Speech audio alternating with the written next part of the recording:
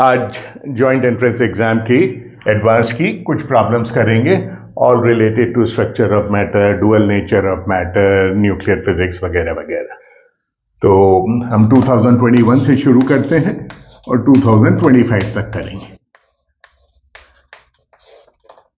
ये पहली प्रॉब्लम है 2021 की। ये कहते हैं एक हैवी न्यूक्लियस है N जो डीके करता है 2 में P प्लस क्यू, और डेल्टा दे रखा है as mass of N minus mass of P minus mass of Q। EP और EQ दोनों की काइनेटिक एनर्जी है, VP और VQ दोनों की वेलोसिटीज है, मासेस है। C is the speed of light. अब बोले इनमें से कौन से स्टेटमेंट्स सही है ये बताने हैं। तो जो स्टेटमेंट है, पहला स्टेटमेंट है EP plus EQ is equal to delta C square. Is this correct? And the answer is yes. Total energy जो रिलीज होती है प्रोसेस के अंदर वो दिस इंटू C स्क्वायर, और वो एनर्जी रिलीज दोनों की काइनेटिक एनर्जी। दूसरा स्टेटमेंट है, आपको याद नहीं होगा इसलिए हम तीसरा चौथा पहले करते हैं। मोमेंटम कंजर्वेशन ये डिमांड करता है कि इसका मोमेंटम और इसका मोमेंटम बराबर हो। ऐसी स्थिति के अंदर MP VP should be equal to MQ VQ। ये एक स्टेटमेंट है, वो कहता है इनफैक्ट VP बटा VQ शुड बी MQ बटा MP। ये भी ठीक है। दूसरा बोलता है मैग्नीट्यूड ऑफ मोमेंटम कितना है, तो मैग्नीट्यूड ऑफ मोमेंटम क्या होगा, P square upon 2MP plus P square upon 2MQ should be delta C square. So this quantity becomes P square upon 2 mu, where mu is MP MQ, which implies P is equal to C। ये last वाला statement है, ये भी सही है। और second statement है कि P की काइनेटिक एनर्जी क्या होगी, तो P की काइनेटिक एनर्जी क्या हो जाएगी, P square 2 mu delta divided by twice mass of P। तो म्यू में क्या आएगा, mass of P mass of Q, तो वो मास ऑफ P कट जाएगा। So kinetic energy of P will be linearly proportional to mass of Q। यहां पर जो दे रखा है वो उल्टा दे रखा है, बोले it is proportional to mass of P। तो 1 3 4 ठीक है, सेकंड ठीक नहीं है। The next problem is on photo electric effect. इसी क्वेश्चन पेपर में है, बोले 3 फोटो इलेक्ट्रिक मटेरियल है PQR। इसमें जो काइनेटिक एनर्जी निकलती है इलेक्ट्रॉन्स की, या जो इलेक्ट्रॉन्स निकलते हैं काइनेटिक एनर्जी से, उनकी मैक्सिमम काइनेटिक एनर्जी दे रखी है AP EQ ER। Note that these correspond to maximum kinetic energy। और ये भी दे रखा है that EP is equal to 2EQ is equal to 2ER। PQ के लिए लाइट सोर्स एक यूज किया गया है, R के लिए लाइट सोर्स दूसरा यूज किया गया है। तीनों का वर्क फंक्शन दे रखा है, phi P is equal to 4, phi Q is equal to 4.5 and phi R is equal to 5.5 electron volt. बोले इसके ऊपर जो लाइट जा रही है उसकी एनर्जी क्या है h nu2, ये पता करनी है। तो इक्वेशन क्या है हमारा, इक्वेशन है EK मैक्स। इसमें सेम लाइट सोर्स है, तो इनका EK मैक्स कितना है, EP h nu1 minus phi P। दूसरा है EQ which is also h nu1 minus phi q and ER 2 minus phi r. कुछ और भी दे रखा है, क्या दे रखा है? EP is equal to 2EQ,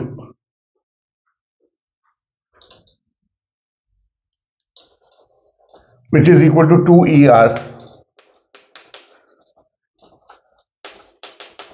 और EQ is equal to ER. तो ये बराबर दे रखे और इन सब की वैल्यूज दे रखी हैं.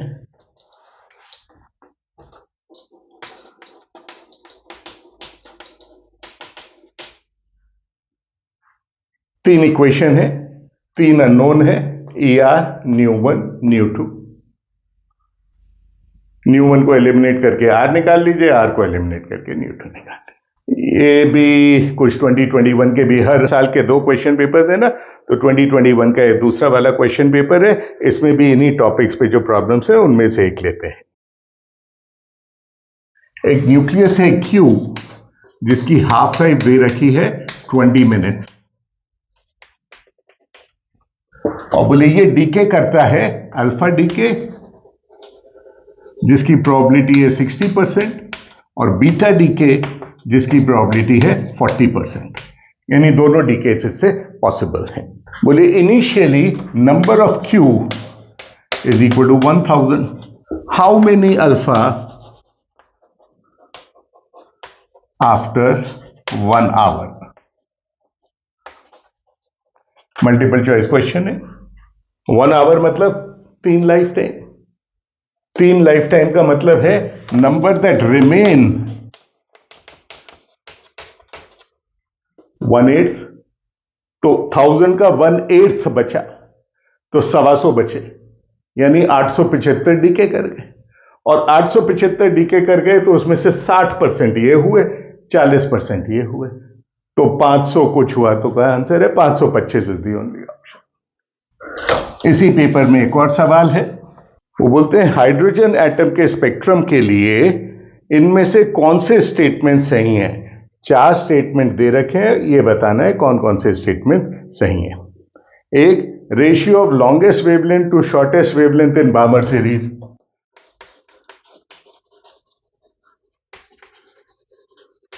Ratio of longest shortest. तो और कुछ नहीं, बस एक चीज ध्यान रखते हैं, 1/λ is equal to Rydberg constant. Hydrogen atom ही है तो Z वगैरह कुछ नहीं लिखते हम, 1/n² minus 1/m². Balmer series मतलब n इज इक्वल टू 2, तो दिस बिकम्स 1/4. तो इसमें longest wavelength m is equal to 3 और m is equal to infinity, यही होगा ना. तो n इज इक्वल टू 2 के करस्पॉन्डिंग क्या होगी? r/4, जब m is equal to infinity है, और जब m इज इक्वल टू 3 है उसके करस्पॉन्डिंग दूसरी एक्सट्रीम होगी. तो this is 2², 3², 9:5. So the first statement is correct. The ratio is 9:5. फिर ये बोलता है there is an overlap between wavelength range of Balmer and Paschen series. तो बामर और पाशन या लाइमन है, इन सब में क्या बदलता जाता है? ये बदलता जाता है. तो हर केस के अंदर हमको एक्सट्रीम केसेस जो हैं वो पता कर सकते हैं. क्या? इन नंबर्स का. ये सब तो कुछ चेंज नहीं हुआ, इन सब का नंबर्स का एक्सट्रीम पता कर सकते हैं. तो जब n इज इक्वल टू 1 है करस्पॉन्डिंग टू लाइमन सीरीज, तो इसकी वैल्यू क्या होगी? 1 minus 1², so 4. So this is 3/4 is one extreme, and the other extreme is m is equal to infinity, so this quantity is just 1. n is equal to 2 के लिए क्या है? n is equal to 2 के लिए this is 1/4, 1/9. This is the one extreme, so 9 minus 4 is 5/36. और दूसरी extreme क्या होगी? और n is equal to 3 के लिए क्या है? एक एक्सट्रीम हो गई 1/9, और ये हो गया 1/9 माइनस 1/16, तो 16 माइनस 9, 7 डिवाइडेड बाय 144. तो जो स्प्रेड है वेवलेंथ का वो in addition some constants. So what is important is ये 1 से शुरू होकर 3/4 तक जाता है, ये 1/4 से शुरू होकर यहां तक जाता है.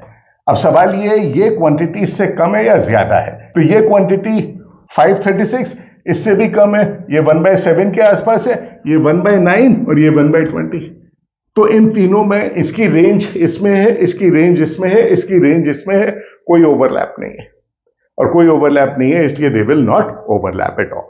इसी तरीके से एक और सवाल है, लाइमन सीरीज की वेवलेंथ क्या है उसके टर्म में. It's too simple, just use this. इसी क्वेश्चन पेपर में एक और सवाल है, वो कहता है एक alpha particle and a singly charge sulphur ion. Alpha particle singly charge sulphur ion. Singly charge मतलब इसका Z इज इक्वल टू +1 है, इसका Z इज इक्वल टू +2 है. Are initially at rest accelerated through a potential V. यदि इनको accelerate किया potential V से तो इसकी 2 काइनेटिक एनर्जी ऑफ अल्फा और ये हो गया QV as kinetic energy of sulphur. And then allowed to pass into a region of uniform magnetic field which is normal to the velocity of the particle. तो ये पता क्या करता है, मैग्नेटिक फील्ड में जब ये जाएंगे तो इनका कर्वेचर होगा, वो कर्वेचर का रेडियस का क्या रेशियो है. तो इसकी काइनेटिक एनर्जी हो गई, माने दिस बिकम्स हाफ, और ये वेलोसिटी है, half mass of sulfur into V of sulfur square, V of alpha square. ये है. और जब मैग्नेटिक फील्ड में जाते हैं तो रेडियस ऑफ कर्वेचर पता करने के लिए क्या करना पड़ता है हमको? रेडियस ऑफ कर्वेचर के लिए हम कहते हैं mv² r is equal to qvb, which means r is equal to mv upon QB. तो इसको ऐसे लिखने के बजाय I can write as P alpha square upon 2 mass of alpha, P sulphur square upon 2 mass of sulphur. तो radius of alpha क्या हो गया? P alpha divided by Q alpha is 2B. And radius of sulphur क्या हो गया? P sulphur divided by QB, क्योंकि sulphur का charge 1 unit है. और P सल्फर और P अल्फा क्या हो गया? Twice mass alpha twice QV.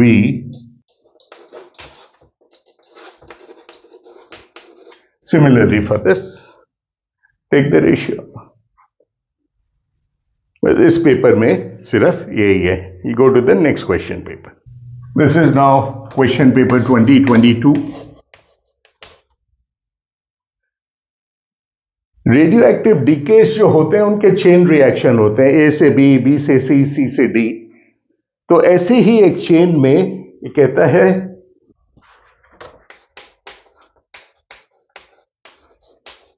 Decays into chain में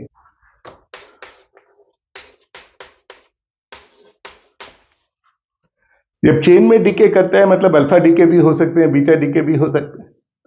अब सवाल क्या है, what is the ratio of number of alpha particles to beta particles in the chain. तो बीटा डीके होता है तो हमें मालूम है number of nucleons, neutron plus proton मिलाकर नहीं चेंज होते, और ये नंबर बदल गए तो 230 से 214 हो गया, यानी 16 कम हो गए. Therefore number of alpha particles has to be, एक अल्फा डीके के अंदर 4, और 4 अल्फा निकले तो प्रोटॉन की संख्या कितनी कम हो गई? 8 प्रोटॉन की संख्या कम हो गई. तो ये 90 की जगह 82 हो जाना चाहिए, लेकिन ये 84 हो गया, यानी 2 प्रोटॉन और आ गए. वो कैसे आ सकते हैं? यदि 2 न्यूट्रॉन डीके कर गए प्रोटॉन में, यानी कितने? 2 बीटा.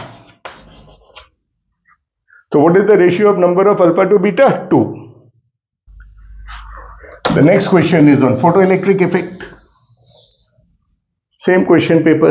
बोले एक मेटेलिक सरफेस पे व्हेन लाइट इज इंसिडेंट तो बोले 6 volt required to stop all electron. This implies that EK max is EV यानी 6E. अब ये बोलता है यदि मैं इसकी जगह एक दूसरा सोर्स लूं, बोले जब दूसरा वो सोर्स लेता हूं तो मैक्सिमम काइनेटिक एनर्जी 6 की जगह 0.6 रह जाती है.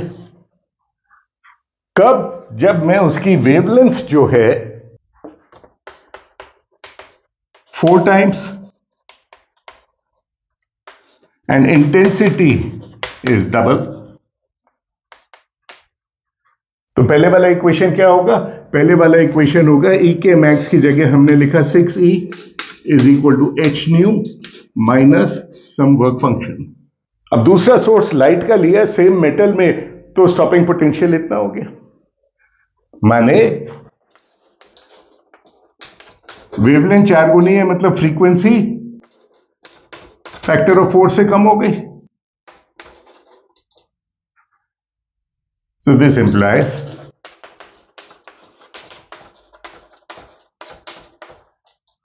न्यू की जगह मैं लिख सकता हूं C बटा लैम्डा. और ये बोलते हैं ओरिजिनल वाली का पहली वाली का लैम्डा पता करना है. तो lambda is equal to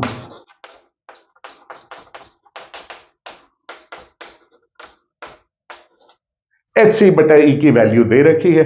substitute and you get the answer. 2022 का एक क्वेश्चन है. ये डेटा कुछ चाहिए था इसलिए मैंने पहले लिख दिया इसको, कि एक न्यूक्लियर रिएक्शन है नाइट्रोजन 16 जो अल्फा के साथ मिलके आपको एक प्रोटॉन प्लस ऑक्सीजन 19 देता है.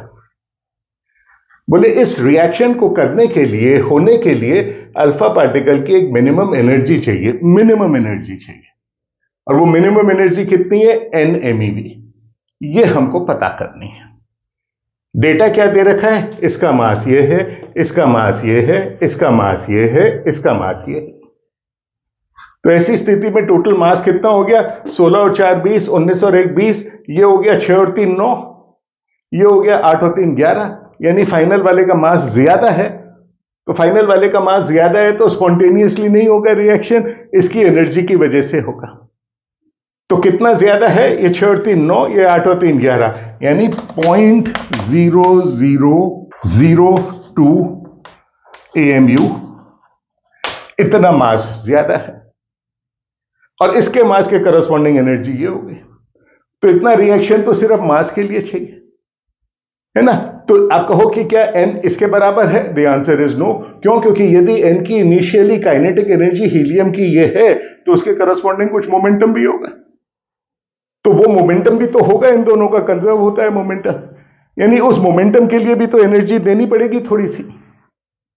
और मिनिमम है मतलब फाइनल स्टेट में ये दोनों चिपक के चल रहे हैं. और फाइनल स्टेट में दोनों यदि चिपक के चल रहे हैं तो ये दोनों साथ हैं. इनका फाइनल मोमेंटम कितना हो गया?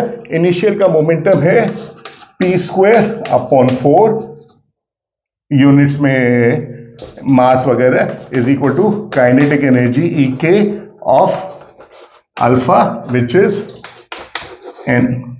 और फाइनल काइनेटिक एनर्जी कितनी हो जाएगी? मोमेंटम उतना ही होना है और चिपक के चल रहे हैं तो टोटल मास 20 हो गया. Therefore, final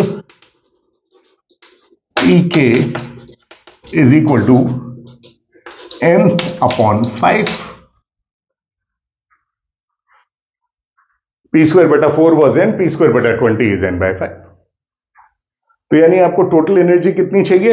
आपको टोटल एनर्जी चाहिए 0.0002 into 930 plus n/5 should be equal to n. Solve. तो 22 के इस क्वेश्चन पेपर में ये एक ही प्रॉब्लम है. ये 2023 का क्वेश्चन पेपर में से है. रेडियो एक्टिव प्रोसेस है, दो सोर्सेस हैं S1 और S2 और दोनों की activity at time t is equal to 0 same है. और एक्टिविटी सेम है का क्या मतलब है कि इनका लैम्डा एन जो है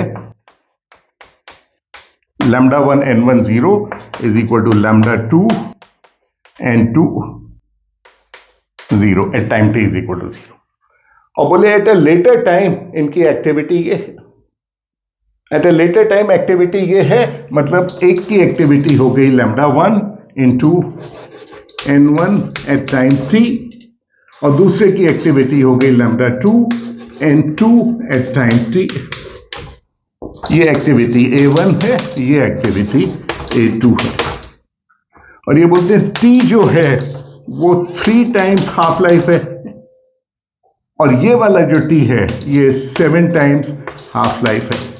क्या माने, एक दोनों सोर्सेस की हाफ लाइफ अलग अलग है, तो आफ्टर अ सर्टेन टाइम इसकी तो 3 हाफ लाइफ पूरी हुई और इसकी 7 हाफ लाइफ पूरी हो गई. तो दोनों की एक्टिविटी का क्या रेशियो हो गया?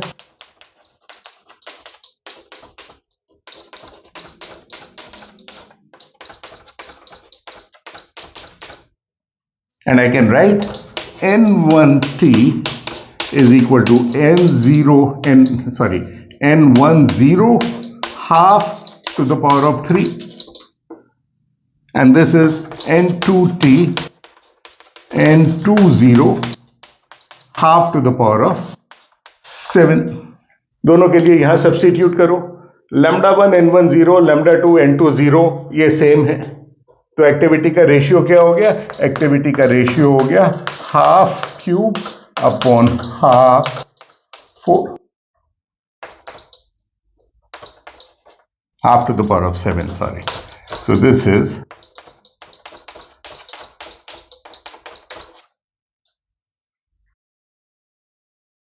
2023 का एक क्वेश्चन है. ये कहता है एक हाइड्रोजन का एक एटम है जिसका Z है और उसमें n is equal to 4 to n is equal to 3 transition होता है, तो एक फोटोन एमिट होता है. वो फोटोन काम में आता है फोटो इलेक्ट्रिक इफेक्ट के. तो वो फोटोन जब उस मटेरियल पे किसी पे इंसिडेंट होता है तो फोटॉन्स आर एमिटेड, और उन फोटॉन्स की मैक्सिमम काइनेटिक एनर्जी जो है वो 1.95 इलेक्ट्रॉन वोल्ट है. अब ये भी दे रखा है कि जिस मटेरियल से मैक्सिमम काइनेटिक एनर्जी ये निकली उसके लिए थ्रेशोल्ड फ्रीक्वेंसी जो है उसके करस्पॉन्डिंग थ्रेशोल्ड लैम्डा जो है वो 310 नैनोमीटर है. हमको क्या पता करना है? Z पता करना है. तो चूंकि ये दे रखा है RHC की वैल्यू 13.6 इलेक्ट्रॉन वोल्ट है, तो ये तो मालूम है कि जो n is equal to 4 और n is equal to 3 वाले जो एनर्जी लेवल्स होंगे, एक होगा 13.6 डिवाइडेड बाय 16, दूसरा होगा 13.6 divided by 9, so this is about 0.85, this is about 1.51. तो फोटॉन्स की जो एनर्जी एमिट हो रही है वो 15, so this is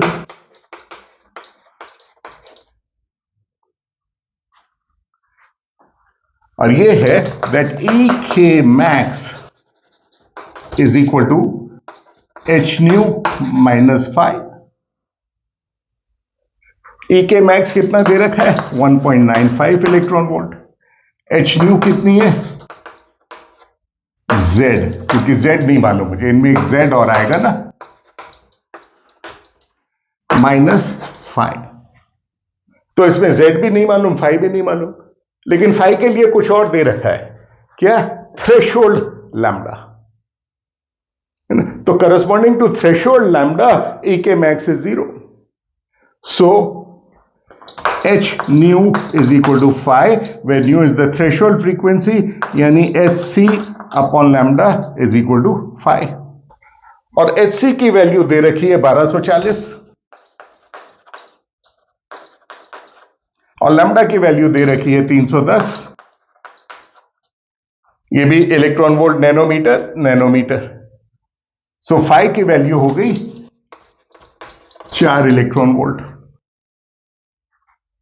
so this becomes 4 and 5, about 6 divided by 0.66, 9. Z की वैल्यू इससे 9 आ गई. ये भी 2023 का ही क्वेश्चन है. ये 4 डीके दे रखे हैं और इसके करस्पॉन्डिंग कुछ स्टेटमेंट दे रखे हैं कि डीके में इतने अल्फा आए, इतने बीटे आए, एक को दूसरे से मैच करना है। तो बहुत आसान काम है। क्या करोगे आप? 4 कम हुए तो एक अल्फा मतलब ये 2 कम हो जाने चाहिए थे, 90 हो जाने चाहिए थे, लेकिन एक बढ़ गया मतलब एक न्यूट्रॉन प्रोटॉन में कन्वर्ट हो गया। तो दैट मीन्स इसके अंदर एक अल्फा एक बीटा इलेक्ट्रॉन। इसके अंदर क्या होगा? अल्फा निकला तो 2 प्रोटॉन कम हो जाने चाहिए थे, लेकिन इसमें तो कम नहीं हुए। इसका क्या माने हुआ? इसका माने हुआ एक अल्फा और 2 इलेक्ट्रॉन निकले, तो 2 न्यूट्रॉन प्रोटॉन में कन्वर्ट हो गए। इसमें क्या होगा? 210 का 206, एक अल्फा 81 से कम होके 79 हो जाना चाहिए था, 79 की जगह 82 है, 3 इलेक्ट्रॉन निकले। एक अल्फा 91 से 88 है, तो ये 91 से 89 हो जाना चाहिए था, लेकिन 88 रह गया, यानी एक कम हो गया प्रोटॉन, यानी एक प्रोटॉन और डीके करके पॉजिट्रॉन में बन गया। तो एक अल्फा E प्लस। तो इनको आपस में मैच कराना है। ये 2024 का एक और क्वेश्चन है, जिसके अंदर ये 4 कांस्टेंट्स जो है, इलेक्ट्रॉन का charge, permittivity of vacuum, Planck's constant और C, बोले इन चारों को मिला के एक डायमेंशनलेस कांस्टेंट बनाया गया है। और वो डायमेंशनलेस कांस्टेंट क्या है? तो आपको अल्फा, बीटा, गामा, डेल्टा की वैल्यू पता करनी है, जिससे ओवरऑल ये कांस्टेंट डायमेंशनलेस बने। तो डायमेंशनल एनालिसिस से कर सकते हैं 4 इक्वेशन लिख के, but that's not the point. कुछ ना कुछ ट्रिक होनी चाहिए जिससे आसानी से हो जाए, और कई ट्रिक्स तब काम में आती हैं जब हमको कोई जानकारी हो। उदाहरण के तौर पे हाइड्रोजन एटम के लिए the velocity in the N orbit, electron के लिए या हाइड्रोजन लाइक एटम के लिए E² अपॉन, तो ये n तो ऑर्बिट को मैं 1 मान लेता हूं, E² upon 2 epsilon 0 HN, 2 epsilon 0 HN। तो देखिए ये E भी आ गया, एप्सिलॉन 0 भी आ गया, H भी आ गया। तो मैं क्या करता हूं, इसको C से डिवाइड कर दिया, इसको C से डिवाइड कर दिया। अब ये क्वांटिटी तो डिमेंशनलेस है, ये क्वांटिटी भी डिमेंशनलेस होनी पड़ेगी, और ये भी क्वांटिटी डिमेंशनलेस है, तो इट बिकम्स वेरी इजी। मुझे मालूम है E की पावर होनी चाहिए अल्फा बराबर 2, बीटा बराबर गामा बराबर डेल्टा बराबर -1, and this becomes a dimensionless quantity.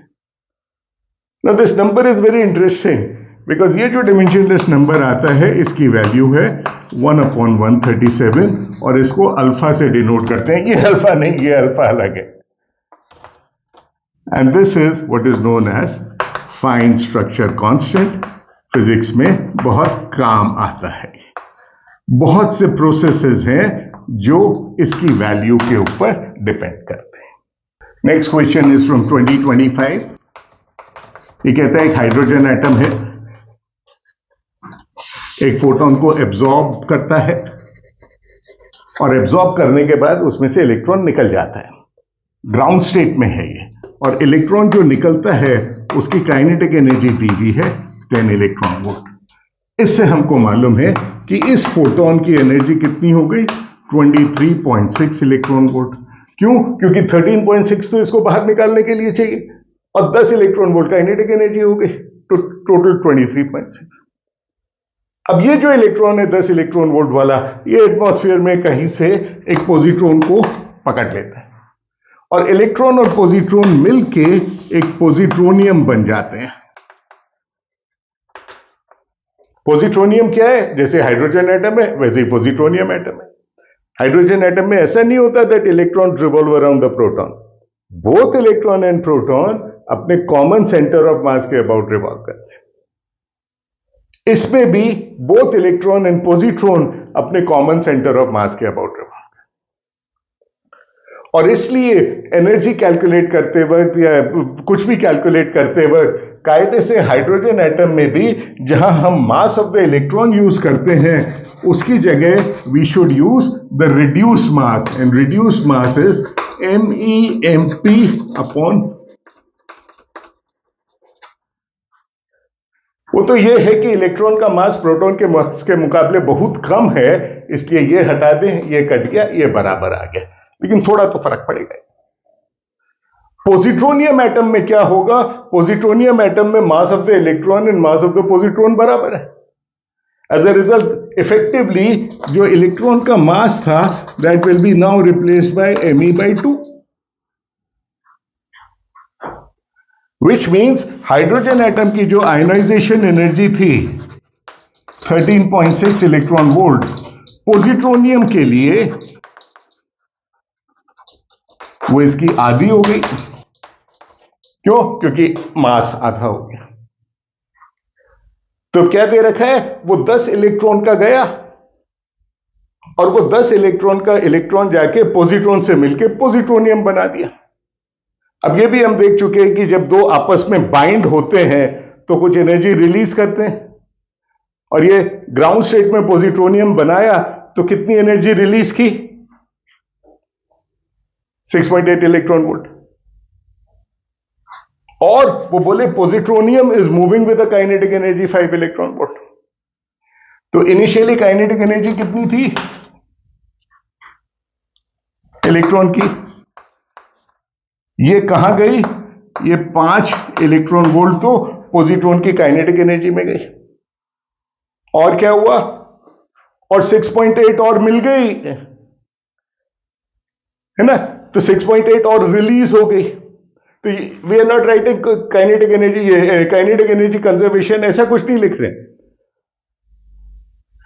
10 electron volt था, उसमें से 5 इलेक्ट्रॉन वोल्ट काइनेटिक एनर्जी में आ गई, 5 इलेक्ट्रॉन वोल्ट बची, और पॉजिट्रॉन बनने से 6.8 इलेक्ट्रॉन वोल्ट और मिल गया। तो हमारे पास टोटल कितनी energy milli? 6.8 plus 5,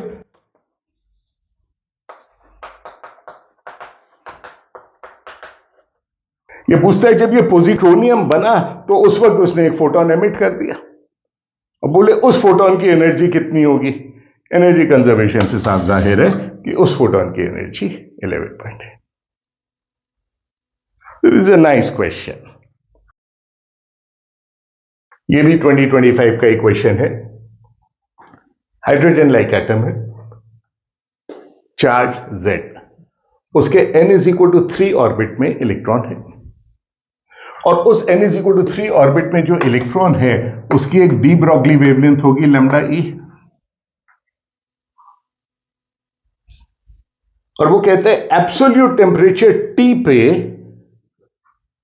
kinetic energy of some neutron is kBT। कोई भी बात समझ में आती है? क्या माने हाफ mn/v(n)² या pn² अपॉन 2mn, ये इसकी काइनेटिक एनर्जी =kB। और ये कहते हैं इस न्यूट्रॉन की डी ब्रॉगली वेवलेंथ और ये डी ब्रॉगली वेवलेंथ बराबर है। तो यदि इस डी ब्रॉगली वेवलेंथ और ये डी ब्रॉगली वेवलेंथ बराबर है तो न्यूट्रॉन की डी ब्रॉगली वेवलेंथ हो गई h अपॉन